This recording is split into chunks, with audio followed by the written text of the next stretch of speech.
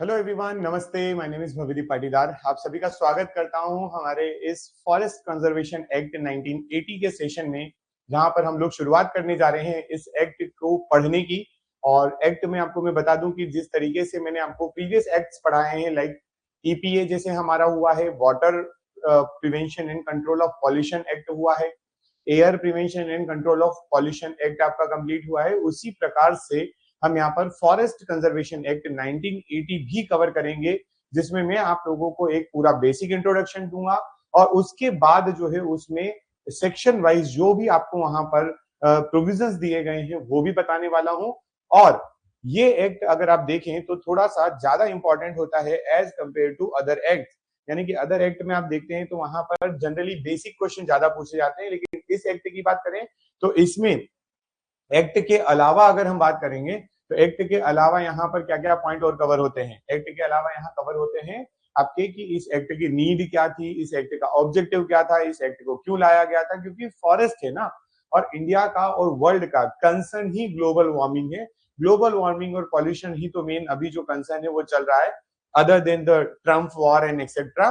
तो वो जो यूएस, ईरान, इराक, इसराइल और रशिया, यूक्रेन, ये सब पाकिस्तान, इंडिया होते होते भी सबसे ज्यादा जो क्रिटिकल कंडीशन बनी हुई है, देखो नॉर्मल वॉर तो यूं भी खत्म हो सकते हैं, अगर कोई पावरफुल मिल जाए इन दोनों को टक्कर का तो ये खत्म कर देंगे मामला। यूएसए को ट्रैप कर लिया जाए, ईरान इराक को कर लिया जाए तो मामला खत्म हो जाएगा। लेकिन यहाँ पे मामला इन्वायरमेंट से रिलेटेड, पॉल्यूशन से रिलेटेड, फॉरेस्ट से रिलेटेड इतना आसान नहीं होता है। तो फिर क्या करना पड़ेगा, तो इसको निपटने के लिए यानी कि डिफॉरेस्टेशन जो हमारे देश में जो वनीकरण हो रहा है, वनों का जो ह्रास हो रहा है, उससे बचने के लिए और उसको रीग्रो करने के लिए फॉरेस्ट एक्ट 1980 आता है। एक्चुअल में ये फॉरेस्ट कंजर्वेशन एक्ट है आपका 1980 का, जिसकी प्रोविजंस मैं आपको यहाँ पर पढ़ाने जा रहा हूं। तो चलिए आइए शुरू करते हैं।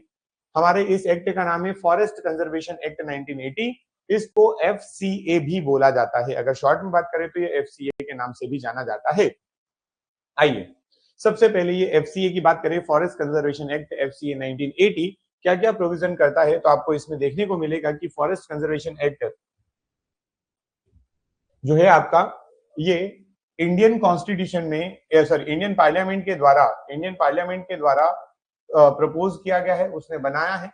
किसको रोकने के लिए? To curb the deforestation. जैसा कि आपको मैंने कहा भी कि फॉरेस्टेशन जो डिफॉरेस्टेशन जो हो रहा है वो बहुत ज्यादा हो रहा है, वनों का घटना बहुत ज्यादा रहा है। टू प्रोटेक्ट द रैपिड, है ना, डिप्लीटिंग द फॉरेस्ट, यानी कि वनों के जो एरिया में जो कमी आ रही है, वनों के जो क्षेत्रफल में जो कमी आ रही है। भारत कभी, पता है आप लोगों को, आप अगर इसको देखेंगे ना अदर पर्सपेक्टिव से देखेंगे, अगर आप थोड़ा सा स्पिरिचुअल होकर देखेंगे तो आप लोगों ने ये देखा कि भारत में काफी घने जंगल पाए गए।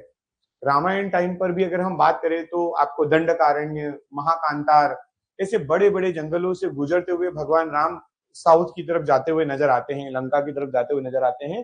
तो बात यह है यहाँ पर कि वो जंगल कहाँ गए। अब वो बात बहुत पुरानी है तो कम तो हो जाते हम लोग, लेकिन रेसिडेंस के लिए इतने ज्यादा फॉरेस्ट को डिप्लीट कर चुके हैं कि अब हमारे साथ समस्या ये आ रही है कि we are facing a serious issue of the global warming.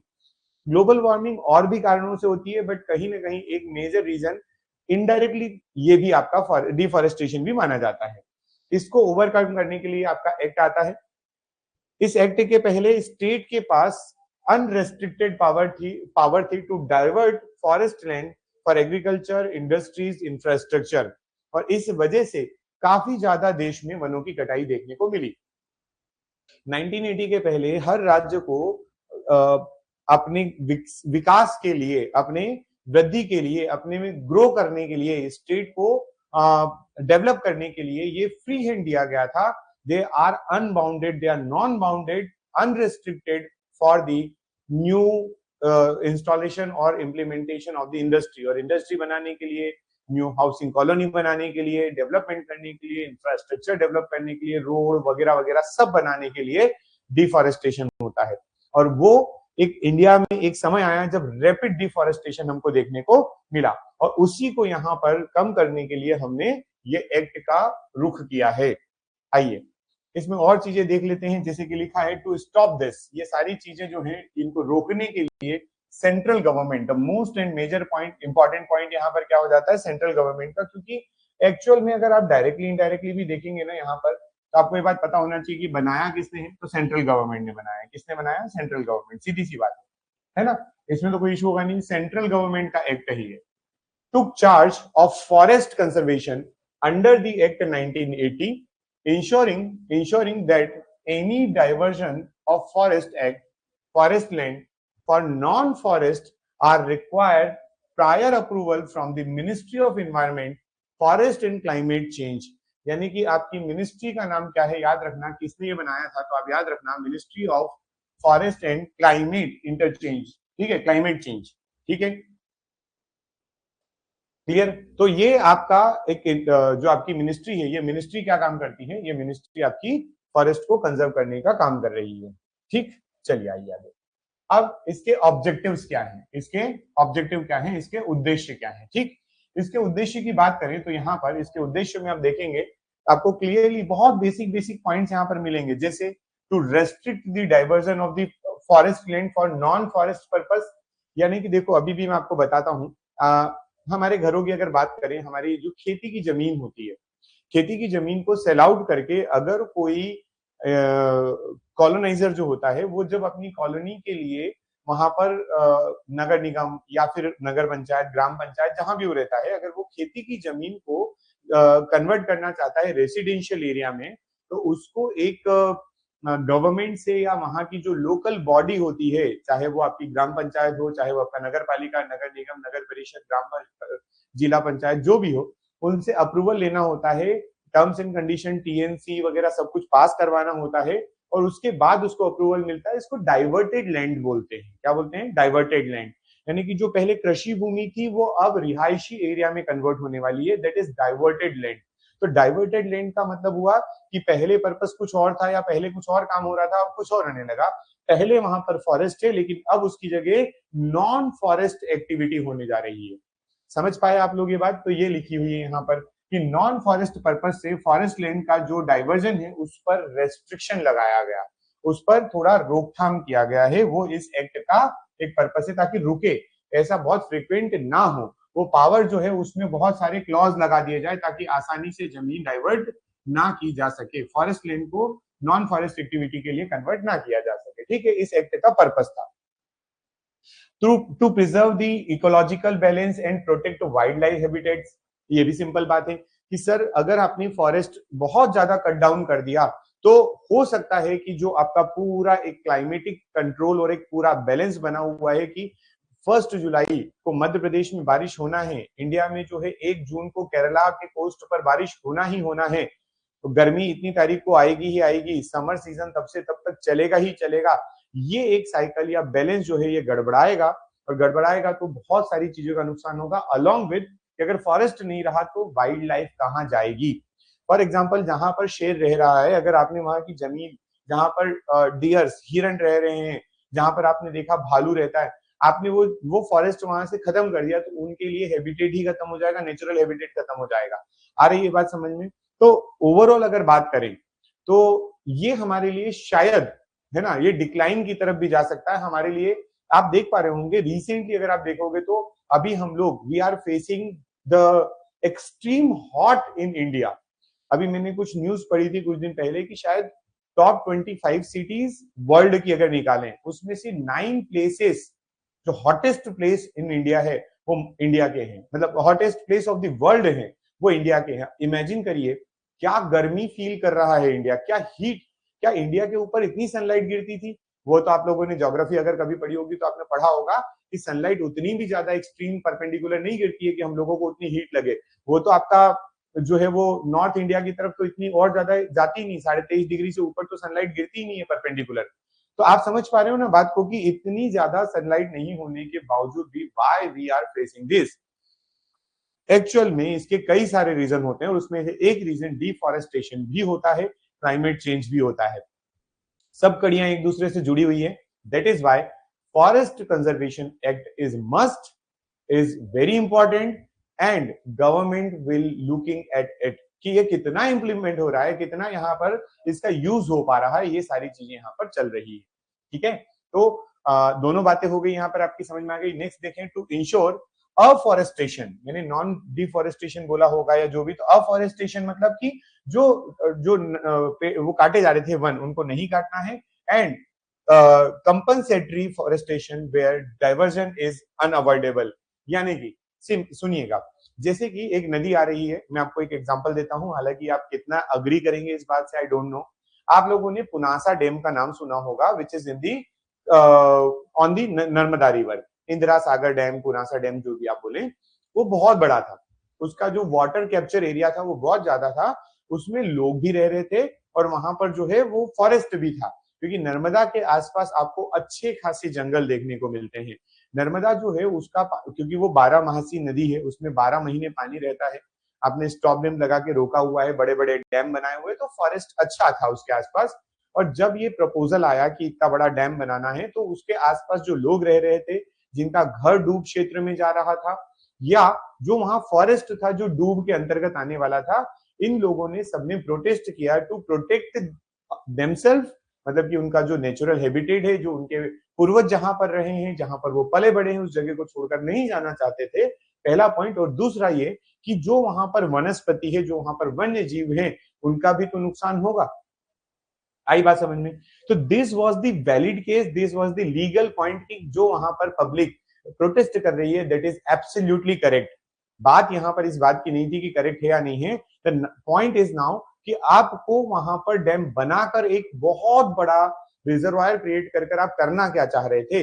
You are creating that reservoir for point one, for the generation of electricity. जरूरी है क्योंकि हमें चाहिए इलेक्ट्रिसिटी, हमारे पास कम है। Second point, to available the water throughout the year, है ना। उस आसपास के क्षेत्र में नर्मदा का पानी इकट्ठा करके, बारिश और ठंड के दिनों में नर्मदा का पानी इकट्ठा करके आसपास के क्षेत्रों में गर्मी के दिनों में पहुंचाया जाए, जिससे खेती हो सके, जिससे लोगों को पेयजल उपलब्ध हो सके। ये पॉइंट भी बिल्कुल वैलिड था। वहां पर आसपास के लोगों को थोड़ा बहुत रोजगार मिल जाएगा, बिल्कुल वैलिड है। हम लोग अभी फ्लोटिंग सोलर पावर प्लांट पे जा रहे हैं, बिल्कुल वैलिड है।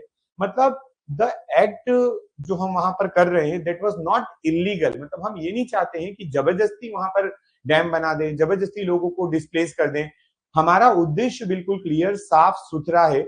बट जो प्रॉब्लम यहाँ पे आ रही है वो क्या है कि आप यहाँ पर ये डैम नहीं बनाकर नुकसान कर रहे हो। मतलब दिस इज द पॉइंट कि आपको बनाना पड़ेगा। मींस द एक्ट या डाइवर्जन इज अनअवॉइडेबल, कि आपको डैम वहीं बनाना पड़ेगा। यू कैन नॉट से कि सर वहां पर लोग नहीं रहते हैं, वहां पर डैम बना दो। यार नर्मदा रिवर जहां आएगी वहीं पर डैम बनेगा ना। नर्मदा रिवर खंडवा खरगोन से निकल रही है और आप बोल रहे हो कि सर एक काम करिए, गुना में बना दीजिए, नर्मदा के ऊपर डैम, पानी स्टोर हो जाएगा, खाली जगह पड़ी हुई है। क्या ये पॉसिबल होता है? तो वो नेसेसिटी हो गई that you have to divert the forest and residential land for the purpose of construction of dam. एक पॉइंट। दूसरी बात कि अगर ऐसा होता है तो पहला केस तो हम लोग यहाँ पर ये एक्ट बनाकर ये सोच रहे थे कि अफॉरेस्टेशन किया जाए, यानी कि फॉरेस्ट को और कट नहीं करना है।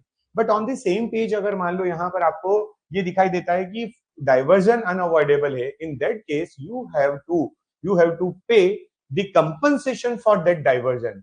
यहाँ पर कंपनसेटरी फॉरेस्टेशन हो रहा है, यानी कि अगर आपने 1000 पेड़ को वहां काटा है तो यू हैव टू प्लेस और प्लांट 1 लाख ट्रीज। 10 में से एक तो चलेगा ना। तो जो आपने यहाँ पर पेड़ काटे हैं, कितने, आप मान लीजिए कि 1000 पेड़ काटा, तो आप उसके बदले में 1 लाख कहीं और पेड़ लगा कर दीजिए, दैट विल बी कंपनसेशन।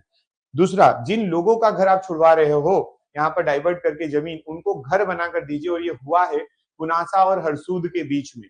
समझ पाए? मैंने इसलिए ये बिल्कुल बेसिक एग्जांपल मध्य प्रदेश का लिया। There are 2 reasons for this. आपके पास जनरल नॉलेज भी आ रहा है। जनरल नॉलेज वाला जो सेक्शन है उसमें एमपी का कंटेंट बिल्कुल आपसे पूछा जाएगा, नो डाउट पूछा जाएगा। वहां पर आपको ये पूछा जा सकता है ना, पुनासा डैम के बारे में बात हो सकती है थोड़ी बहुत। और सेकंड पॉइंट ये कि ये मध्य प्रदेश से रिलेटेड है, तो आप इससे ज्यादा कनेक्ट कर पाओगे। ठीक है, चलिए आइए आगे। और क्या होगा? To centralise decision making on forest and diversion under the central government. See, बहुत इंपॉर्टेंट पॉइंट। मुझसे अगर पूछेंगे कि क्या डैम को बड़ा कर देना चाहिए और वहां पर 100 लोगों की बस्ती है, उसको डिस्प्लेस करना पड़ेगी, फायदा इतना होगा कि अगर 100 लोग डिस्प्लेस हो जाते तो हम उनको घर तो बनाकर दे देंगे, हम उनको घर तो बनाकर दे देंगे, लेकिन हम इससे ना 1000 मेगावाट बिजली पैदा करेंगे, हम इससे 500 मेगावाट बिजली पैदा करेंगे। अगर मैं बाहर से, दूर से, ऊपर से देखूं, this is a good and top class idea. ठीक, अवेलेबिलिटी है भाई पानी की, तो बनाओ। बट अगर आप वहां पर उन सामने वाले व्यक्ति की तरफ बैठकर देखेंगे, जिनके माता पिता, जिनके दादा दादी, जिनके पूर्वज वहां रहे हैं, जिनका एक नेचुरल अफेक्शन उस जगह से लगा हुआ है, वो उनकी पैतृक संपत्ति वहां पर है, वो सारी चीजें, उनका अपना घर है, वो सारी चीजें होते हुए आप उनको बोलें कि ये डाइवर्ट हो रहा है और आपको हम नया घर बनाकर दे देंगे, आप वहां शिफ्ट हो जाइए, it is not at all acceptable. आप समझ पा रहे हो, ये पॉसिबल नहीं होता है। तो एक व्यक्ति, मेरे जैसा व्यक्ति, मुझसे आप पूछेंगे तो मैं अलाउ कर दूंगा, आप ग्राम पंचायत से पूछोगे अलाउ कर देगी, नगर परिषद अलाउ कर देगी, नगर निगम अलाउ कर देगी, लेकिन the decision maker will be now the central government. Central government बोलेगी तभी ये काम होगा, और सेंट्रल गवर्नमेंट भी हियरिंग करवाएगी, कोर्ट उसके ऊपर डिसीजन देगी that how much the people are correct and how much the necessity is, है ना। ये बात आपके सामने रखी होगी, और डिसीजन के बाद जो कोर्ट का डिसीजन होगा, उसके बाद सेंट्रल गवर्नमेंट के हाथ में बात आ जाएगी that the central government is the sole power, has the sole power in making the decision for the forestation, deforestation and any type of diversion of the land. ठीक है, क्लियर, समझ में आ रही है। Now next, to promote sustainable forest management and prevent exploitation of the natural resources. What is this forest management for sustainable? देखो देखो, road बनाना है सर, ट्रांसपोर्टेशन आसान करना है, ट्रांसपोर्टेशन के लिए हाईवेज बनाना पड़ेंगे, स्टेट हाईवेज और आपका जो नेशनल हाईवेज है वो काफी चौड़े बनते हैं और नंबर ऑफ ट्रीज को कट किया जाता है। Now if you do so, आपके रोड बनाने में जो जरूरत बहुत ज्यादा है, लेकिन रोड बनाने के लिए जो आप डिफॉरेस्टेशन कर रहे हैं, पेड़ को जो काट रहे हैं, उनको आपको लगाना पड़ेगा, और वही यहाँ पर सस्टेनेबल कहलाता है। कि भाई आप फॉरेस्ट को अगर वहां पर खत्म कर रहे हैं, उसके बदले में आप क्या करिए, वहां पर नए पेड़ लगाकर दीजिए, तो वो सस्टेनेबल रहेगा। यानी कि आपने अपनी वर्तमान आवश्यकताओं की भी पूर्ति की है, जो आपकी आज की बेसिक नेसेसिटी थी वो भी पूरी हुई है, और फ्यूचर को देखते हुए you have done the work, आपने ऐसा काम किया है कि आपको भविष्य में कभी ये नहीं लगेगा कि मैंने फॉरेस्ट खत्म कर दिया है। ये बेसिक ऑब्जेक्टिव के साथ this act was came into force 1980 में। क्लियर, नेक्स्ट, अब इसकी बैकग्राउंड हिस्ट्री पे भी थोड़ी नजर डालना चाहिए हम लोगों को, क्योंकि इंपॉर्टेंट है, बैकग्राउंड हिस्ट्री इंपॉर्टेंट है यहाँ पर। ठीक, क्या बोल रही है बैकग्राउंड हिस्ट्री में, 1980 में क्या बोलता है? देखो, हमने कहा यहाँ से कि ड्यूरिंग 1950s और 70s इंडिया में एक मैसिव डेवलपमेंट का फेज आया, और हम लोग रैपिड डेवलपमेंट की तरफ बढ़े। When we have stable government, we have the structure plan and money also. हम लोग 5 ईयर प्लान के साथ में आ रहे थे। We are focusing on the development of the infrastructure and the high society, जो आपकी एक हाई क्लास सोसाइटी है, वो ये चाह रही थी, जो बहुत अपर क्लास वाले लोग थे वो चाह रहे थे कि इंडस्ट्रियल रिवॉल्यूशन आए। गवर्नमेंट भी इंडस्ट्रीज के पीछे पड़ी थी, हेवी इंडस्ट्री स्टैब्लिश करना चाह रही थी, ट्रांसपोर्टेशन का स्टैब्लिश करना चाह रही थी। सारी चीजें जब एक साथ आई तो there was a massive decline in 1950s to 1970 in the forest cover, and this make us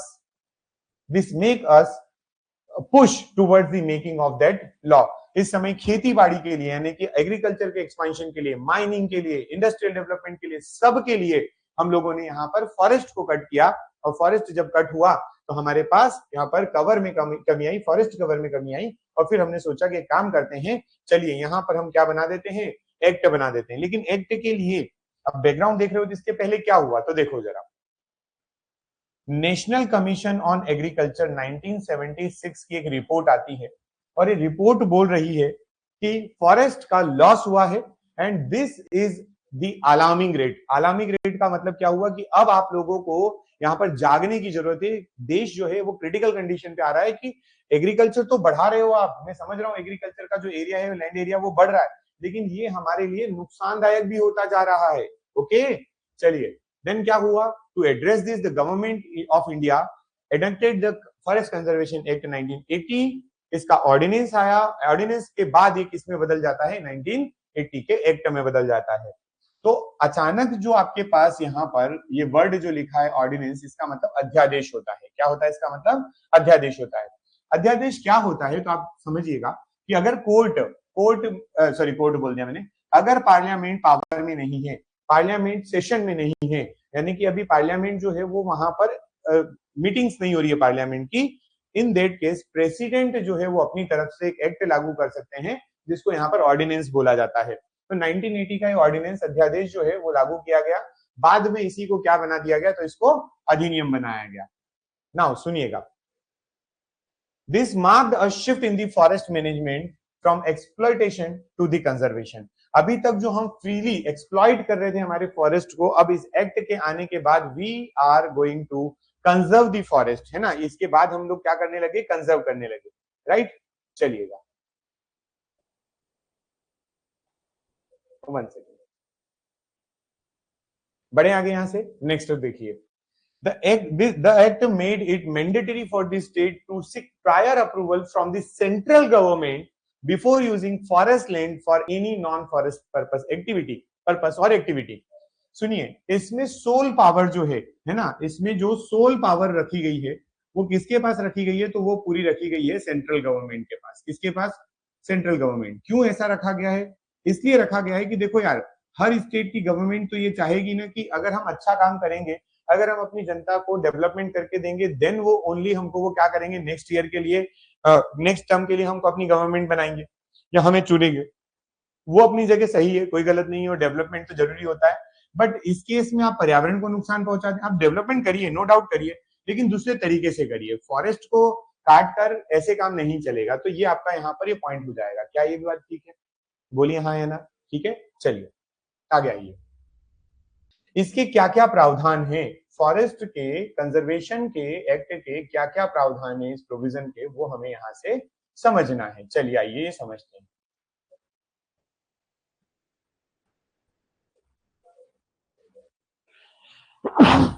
sorry,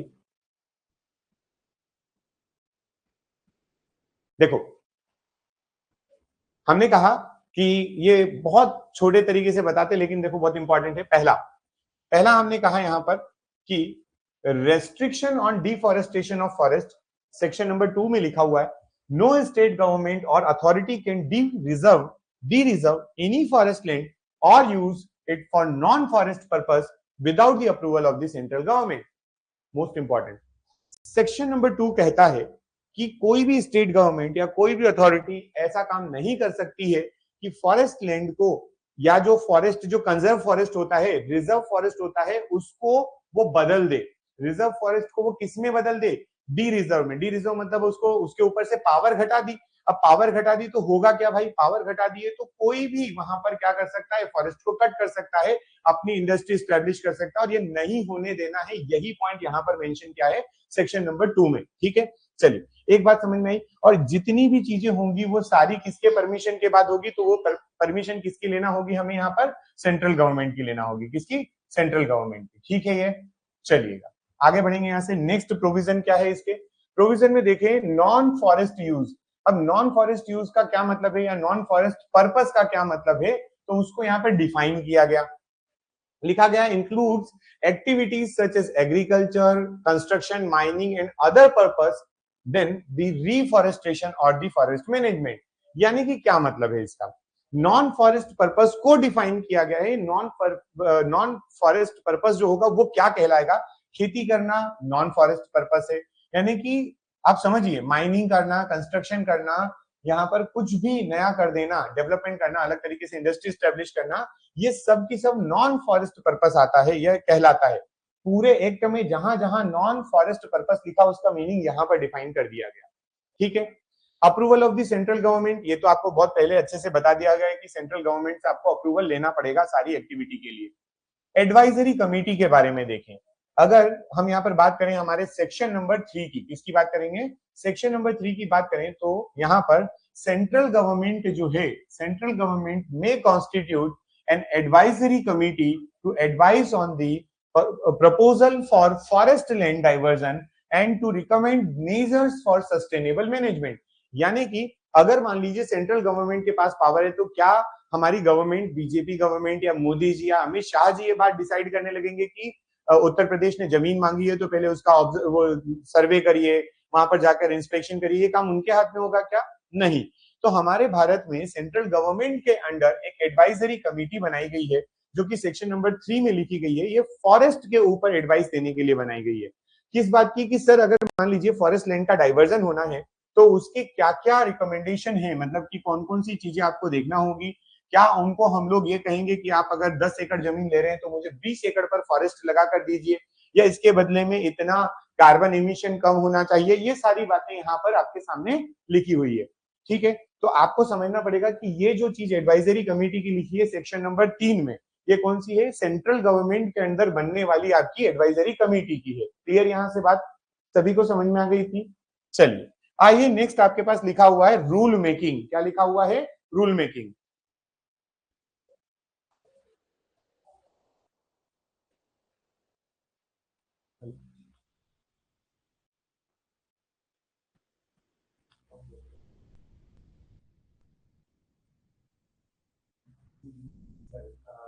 पंडित जी मैं आपको एक 15-20 मिनट में कॉल करूं, अगर आप थोड़े से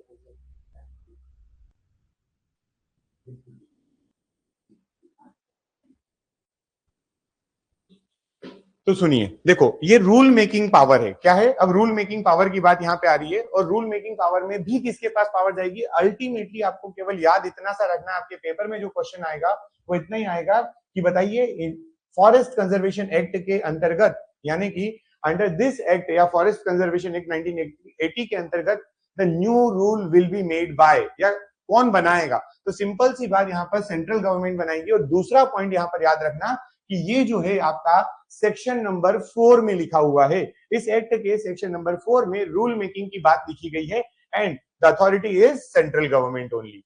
क्लियर है? सेंट्रल गवर्नमेंट ये रूल बनाएगी और इंप्लीमेंट भी सेंट्रल गवर्नमेंट ही करेगी। सिंपल सी बात। चलिए आगे आइए। फॉरेस्ट कंजर्वेशन एक्ट के अमेंडमेंट की बात करें अगर हम, फॉरेस्ट कंजर्वेशन के एक्ट में अमेंडमेंट भी आए, और अमेंडमेंट में मैं आपको एक तो पूरी टेबल प्रोवाइड करूंगा इन दी लास्ट, बट अभी जो फिलहाल मैं आपको जो सबसे इंपॉर्टेंट है, the very very famous amendment, जो अभी तक तो बहुत अमेंडमेंट हो चुके हैं, 4 से 5 बार ये आपका एक्ट अमेंड हो चुका है, लेकिन जो सबसे इंपॉर्टेंट अमेंडमेंट है वो 1988 में आता है। 1988 का अमेंडमेंट क्या है उसके बारे में थोड़ा सा देखिएगा। यहाँ पर देखो, ये अमेंडमेंट के बारे में है। इसमें बोला गया है कि सेंट्रल गवर्नमेंट को और पावर दी जाए, जो पावर उसके पास ऑलरेडी बेसिक या आपका जो फंडामेंटल या फर्स्ट जो एक्ट बना था 80 का, उससे ज्यादा पावर देने के बारे में बात की गई थी। और उसमें जो मैंने आपको अभी एक पॉइंट थोड़ी देर पहले समझाया था, कंपनसेटरी डिफॉरेस्टेशन। कंपनसेटरी अफॉरेस्टेशन या डिफॉरेस्टेशन क्या होता है? यानी कि आपको आपको क्या करना पड़ेगा, अगर आपने पेड़ काटे हैं, यानी कि आपने डिफॉरेस्ट किया है कहीं पर, तो आपको उसके प्लेस पर, उसके आसपास या जहां पर लैंड की अवेलेबिलिटी है वहां पर फॉरेस्ट लगाकर देना होगा। इसमें बहुत सारे पॉइंट आएंगे, मैं आपको समझाऊंगा अभी कि हमारी गवर्नमेंट ने बाद में ये भी डिसाइड किया कि कितने प्रतिशत जमीन पर फॉरेस्ट होना नेसेसरी है। अगर वो प्लेन एरिया है यानी समतल भूमि है तो वहां पर कितना होना चाहिए। अगर मान लीजिए कि आपके पास हिली एरिया है, अगर आपके पास पहाड़ी एरिया है जहां पर बहुत ज्यादा रेसिडेंशियल एरिया नहीं होता है, तो वहां पर कितना प्रतिशत फॉरेस्ट होना चाहिए, वो सब इस एक्ट के अंदर मैं आपको समझाऊंगा। ठीक, और वो पॉइंट आपके लिए बहुत ज्यादा इंपॉर्टेंट होंगे। चलिए आइए, 1988 का एक्ट एक बात और बोलता है, it mandated that equivalent non forest land be afforested in case of the forest diversion. Simple सी बात है कि जितनी गैर वन भूमि है उन पर आपको यहाँ पर वन बनाना अनिवार्य किया जाएगा, अगर आपने यहाँ से वन भूमि को परिवर्तित किया। वही जो मैंने आपको एग्जांपल समझाने की कोशिश की। ठीक है, now come to the rules. ये थोड़ा ऐसा मामला है कि अभी मैं आपको जो बता रहा हूं ये आपके लिए की पॉइंट्स हैं, पूरे की point. Forest conservation act is not a big act, बहुत ज्यादा नहीं लिखा हुआ है, सीधी बात है। देखो यार, मैं आपको एक बात बताता हूं, कई बार हमारे पेरेंट्स हमसे कुछ बोलते हैं और वो कहते हैं कि ये काम मत करो, और वो जब ये बोलते हैं तो हम उनसे क्वेश्चन नहीं कर सकते कि ये काम क्यों नहीं करें, या अगर आपने किया तो अगली लाइन क्या बोलेंगे आपको, कि आपको एक बार बोल दिया ना कि ये काम मत करो मतलब मत करो। तो यहाँ पर सेंट्रल गवर्नमेंट अथॉरिटी बनी हुई है, सबसे सुप्रीम पावर यहाँ पर सेंट्रल गवर्नमेंट की है, और इस फॉरेस्ट के अंदर, फॉरेस्ट एक्ट के अंदर इतनी सी बात लिखी गई है कि डिफॉरेस्टेशन नहीं होना चाहिए। समझ गए? इफ एंड बट का रीजन यहाँ नहीं चलेगा। यहाँ पर आपको सीधा बोला है डिफॉरेस्टेशन नहीं मतलब नहीं, और अगर नेसेसरी है, दूसरा पॉइंट क्लॉज बहुत इंपॉर्टेंट है कि अगर नेसेसरी है, अगर वो अनअवॉइडेबल है, देन डू इट, बट उसके बदले में हमें कंपनसेटरी डिफॉरेस्टेशन या अफॉरेस्टेशन चाहिए। मतलब आपने यहाँ पर लैंड का यूज किया है, अब उसके बदले में दूसरी लैंड हमें प्रिपेयर करके दीजिए जो फॉरेस्ट लैंड बने। समझ में आ गई ना? बस ये इंपॉर्टेंट है यहाँ पर। तो एक्ट खत्म हो जाता है। एक्ट में आपको 5 सेक्शन के अंदर सारा मामला क्लियर हो गया। एक सेक्शन में उन्होंने थोड़ी सी इंट्रोडक्शन की बातें बोल दी, जिसको प्रिलिमिनरी आप बोलते हो, प्रारंभिक वाला बोल देते हो। फिर उसके बाद उसमें एक में एडवाइजरी कमेटी बना देते हैं, एक में वो power of making rules laws वगैरह वो लिख देते हैं, एक में वो थोड़ा सा और कुछ बोल देते हैं और इस तरह रिपील लिख देते हैं, रिपील्ड, और खत्म हो जाता है एक्ट। लेकिन इसके साथ में बहुत सारे रूल्स बनाए गए थे, और ये रूल्स जो आए ये आए 2003 में। कब आते हैं ये रूल्स? जो 2003 के रूल्स हैं यहाँ पर, ये फॉरेस्ट कंजर्वेशन के रूल्स है। ओके, चलिएगा। फॉरेस्ट कंजर्वेशन के रूल्स में आपको 2003 में क्या मिलेगा, तो सबसे पहले देखिए, established a forest advisory committee FAC, बहुत important, FAC, which is for examining of the forest diversion proposals। जितने proposal state government central government को भेजती है, जितने भी प्रपोजल सेंट्रल गवर्नमेंट को भेजे जाएंगे स्टेट गवर्नमेंट के द्वारा, उनको एग्जामिन करने के लिए एडवाइजरी कमेटी बनाई जाएगी। और ये जो है आपका एक क्लियर गाइडलाइन प्रोवाइड करेगी, एक क्लियर गाइडलाइन प्रोवाइड करेगी for the project clearance, afforestation and monitoring. यानी कि इसमें सारी चीजें होंगी, वो आपको अप्रूवल भी देंगे, उसके बाद वहां पर मॉनिटरिंग भी करने वाले हैं, और प्रोजेक्ट को क्लियरेंस मतलब वो अप्रूवल हो गया आपका, क्लियर है। और उसके लिए वो पूरे दिशा निर्देश और आपका यहाँ पर प्रोवाइड करेंगे। यही नियम के अंतर्गत सब कुछ लिखा हुआ है 2003 के नियम में, ठीक है। अब अगर मोस्ट रिसेंट बात करें सर, अभी वर्तमान में क्या चल रहा है फॉरेस्ट में, तो यहाँ पर हमारे देश में 2023 में भी एक अमेंडमेंट बिल आ जाता है फॉरेस्ट एक्ट को लेकर। इस फॉरेस्ट एक्ट को लेकर बीच के भी और आपके पास विधेयक या बिल्स आते हैं, उसमें मैं इंपॉर्टेंट जो है यहाँ पर एक विधेयक आपको बताता हूँ। वो विधेयक 2003 का है। कब का है? 2003 का विधेयक है। देखो इसमें लिखा है, this act is renamed as वन संरक्षण एवं संवर्धन अधिनियम 1980। इंपॉर्टेंट इतना ही आप बोले कि वन संरक्षण, तो वो फॉरेस्ट कंजर्वेशन हो जाएगा। लेकिन अगर यहां पर बोल दिया जाए वन संवर्धन एवं संरक्षण, मतलब कि एक्चुअल में आपको केवल और केवल प्रोटेक्ट नहीं करना है। द पॉइंट इज कि प्रोटेक्ट ही अकेला नहीं करना है, प्रोटेक्शन के साथ साथ उसको संवर्धित यानी कि और ज्यादा फलाना फुलाना भी है भाई, उसका संवर्धन भी करना, आगे बढ़ाना भी उसको। Clear? This is the fact कि 2023 का जो बिल आया है वो इस एक्ट का नाम चेंज करने की बात कर रहा है, ये चेंज आना चाहिए इसमें। दूसरा पॉइंट आइए, it allowed the use of the forest land for national security, defence project and public utilities near international borders. समझिए, इसमें एक पॉइंट ऐड किया गया कि यार आप एक तरफ से अगर बोल दोगे कि डिफॉरेस्टेशन नहीं मतलब नहीं, तो पाकिस्तान के पास में जो पंजाब बॉर्डर पे, राजस्थान बॉर्डर पे जो अगर फॉरेस्ट कहीं बना हुआ होगा, तो वहां आप कैसे सेफ्टी इंश्योर करोगे अपनी? कहीं से भी फॉरेस्ट में तो कोई भी घुस जाएगा अंदर।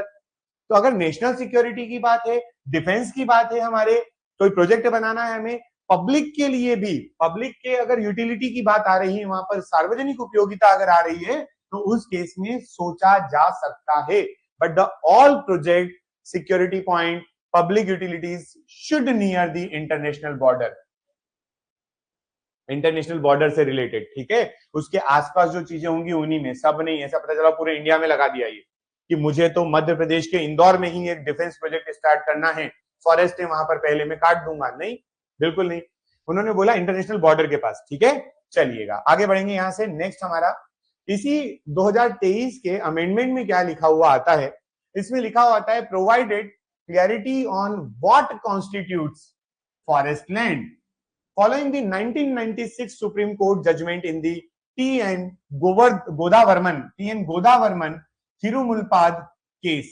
अब ये एक बहुत हाईलाइटेड केस रहा in case of forest conservation, और सुप्रीम कोर्ट इसमें अपना एक वर्डिक्ट देती है, और उस वर्डिक्ट को यहाँ पर डिफाइन, वर्डिक्ट में यहाँ पर फॉरेस्ट लैंड को डिफाइन किया गया है, ठीक है। तो ये पॉइंट है बस आपके लिए, इसको आप याद रखेंगे, सीधा सिंपल टू द पॉइंट है, याद रखेंगे। हमारे 2023 के यहाँ पर जो हमारा अमेंडमेंट वाला पॉइंट आया है उसके अंतर्गत हम पढ़ रहे हैं, राइट। नाउ कम नेक्स्ट, हमारे पास लीगल फ्रेमवर्क की बात आती है। 1980 के लीगल फ्रेमवर्क को देखेंगे हम। किसको देखेंगे? Legal framework. देखो, हमने कहा इंडिया एक स्ट्रॉन्ग लीगल स्ट्रक्चर बनाना चाह रहा है to support the forest conservation act 1980, to support the forest conservation act 1980। इसके लिए ये एक्ट आता है और इसके बाद कोई बात नहीं है, बाकी सारी चीजें to protect, to manage and restore the forest. तीन बातें, प्रोटेक्ट करना है अभी जो फिलहाल में उसको मैनेज करना है, एंड हम लोगों ने जो डिफोरेस्टेशन कर दिया है, जो हमारे यहाँ पर विवनीकरण हुआ है, उसको वापस से रीस्टोर यानी कि रीग्रो करना है, रीडेवलपमेंट करवाना है। आइए आगे चलिए नेक्स्ट, इंडियन फॉरेस्ट एक्ट 1927। इसके पीछे लीगल पॉइंट अगर देख, अरे यार वन सेकंड, हाँ लीगल पॉइंट देखिए, क्या भारत में आजादी से पहले कुछ ऐसा था? बिल्कुल यस, हमारे पास यस 1927 में इंडियन फॉरेस्ट एक्ट आता है जो कि ब्रिटिश गवर्नमेंट लेकर आती है। Governs forest classification in regulation, forest reduce regulates forest reduce offences and rights. क्या बोल रहा है ये बोलना चाह रहा है कि वनों का वर्गीकरण को नियंत्रित किया गया है, वहां से जो प्रोडक्ट निकलने वाले उत्पाद उनको, फॉरेस्ट के अगेंस्ट जो ऑफेंसेस होते हैं, जो अपराध होते हैं उनको, और जो वहां पर राइट्स है, अधिकार है, उनपे जो अथॉरिटी शो करते हैं उनके बारे में यहाँ पर गवर्न किया जाएगा, यानी कि उनको नियमित किया जाएगा, विनियमित किया जाएगा। ये आपको याद रखना पड़ेगा। सिंपल बात है, टू द पॉइंट बात है। ओके क्लियर, कोई समस्या तो नहीं? चलिएगा आगे बढ़ते हैं। नेक्स्ट है wild life protection act 1972। Wild life protection act में आपको फ्लोरा और फोना में, फोना जो होते हैं उनके बारे में यहां पर बात की गई है। कहा है protect forest fauna and establishes sanctuaries and national park. आप लोगों को नॉन टेक्निकल में जब आप जनरल पढ़ते हैं ना, जनरल आपका जनरल नॉलेज पढ़ते हैं, उसमें आता है कि जो आपके यहाँ पर ये जो है नेशनल पार्क और वाइल्ड लाइफ सेंचुरीज वगैरह जो है ये किससे एस्टैब्लिश होती है? तो इससे एस्टैब्लिश होती है। ठीक है, चलिए आगे आइएगा। नेक्स्ट है इन्वायरमेंटल प्रोटेक्शन एक्ट 1986। उसके लिए भी हमारा ये एक्ट जो है फॉरेस्ट एक्ट एक बेस बनता है, बिकॉज 1980 का एक्ट है और फॉरेस्ट इन्वायरमेंटल प्रोटेक्शन एक्ट 1986 में आता है। Provides a broad legal framework for the environmental safeguards. Forest है तो सब कुछ है, प्रकृति है तो सब कुछ है, प्रकृति नहीं तो बहुत कुछ नहीं। समझ गए? नेक्स्ट हमारे पास फॉरेस्ट राइट एक्ट 2006 आता है। It recognise the traditional rights of the forest dwelling scheduled tribe and other forest department committees. ओ भाई साहब देखो क्या बोल रहा है, ये कह रहे हैं कि जो जंगलों में रहने वाली अनुसूचित जनजाति है और जो वन पर निर्भर करने वाले समुदाय हैं, उनके अधिकारों को मान्यता देने के लिए भी 2006 में वन अधिकार अधिनियम आता है। वन अधिकार अधिनियम 2006 में क्यों आता है, अब समझ में आ गया क्या? ठीक है, चलिएगा, बहुत बढ़िया बहुत बढ़िया। आगे बढ़ते हैं यहां से।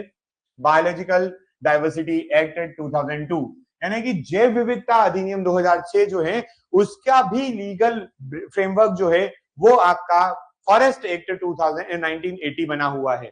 कंजर्व्स biological diversity and ensure sustainable use of the biological resources.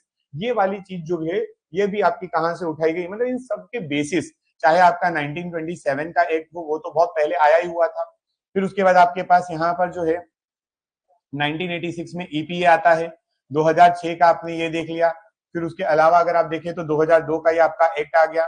समझ पाए आप लोग? ये सारे के सारे एक्ट जो हैं उनके लिए लीगैलिटी या ये कहें कि उनका जो बेस दिया गया था वो किसके द्वारा दिया गया था, तो हमारे इस एक्ट के द्वारा दिया गया था, फॉरेस्ट कंजर्वेशन एक्ट 1980 के द्वारा। कोई समस्या तो नहीं यहां पर?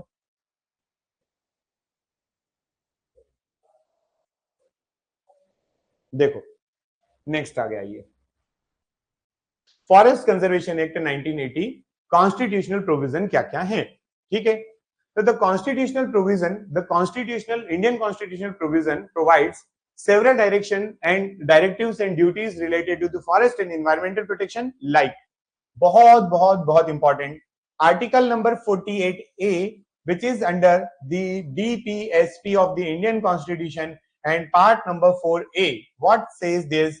ये क्या कहता है भाई? ये कहता है कि it says to protect, it says the protection and improvement of the environment and safeguard for forest and wildlife. पता आप लोगों को आर्टिकल नंबर 48A जो है, आर्टिकल नंबर 48A जो है, ये जो बात कर रहा है ना, यहाँ पर किसकी बात करता है ये आपको समझ में तो आ ही गया होगा किसकी बात कर रहा है।